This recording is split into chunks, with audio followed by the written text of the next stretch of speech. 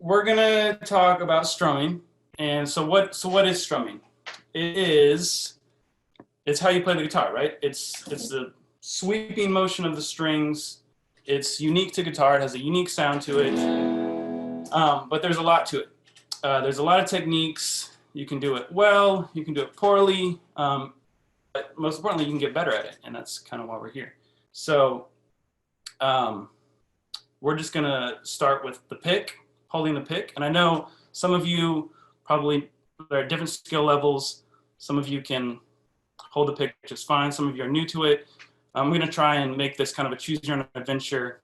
If you're skilled, you can choose a more complex route. If you're new to guitar, you can choose a more simple route. Just have some fun and learn some stuff. So holding the pick, not a whole lot of rules to it. I think the biggest thing is you don't want too much space to the tip of it, and you don't want too little, right? You're going to hit your fingers. Too much space, you're going to flop out of your hands and drop. A lot of my younger students drop the picks a lot. I think they have fun dropping them. So that's kind of it with the pick, right? Also, don't grip too tight and don't grip too loose. It's kind of like the Goldilocks happy medium, right? Not too close to the tip, not too far, not too tight, not too loose. Too tight is going to be really stiff. Too loose, again, it's going to fly out of your hands and be out of your control. Okay, so let's just make an E chord, just a chord that we can strum all the strings. Big fat E major. If you can't make an E major, that's fine. Just strum the open strings, or a G chord, any chord that has all the strings in it. Let's do that. I'm going to do an E chord. Okay, so let's just go ahead and just give it a strum. Right? Just down strum. It's called a down strum right here. Make sure you guys can see me.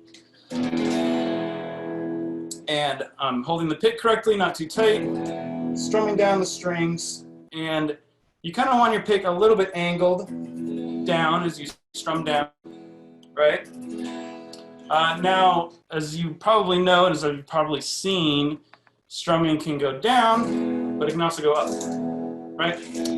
One reason for that is it makes it easier to play complex strumming patterns, and it also has a different sound to it. Strumming down, strumming up. So let's just spend a couple seconds strumming down, then strumming up with that E chord. Or if you can't make an E chord, just open strings. So just kind of notice the different sound. Just like that. Super simple, but hopefully if this is familiar to you, you can start thinking about it again and becoming a better player. Even if this is really basic to you, it's just getting into your thought process, being a better guitarist. Cool.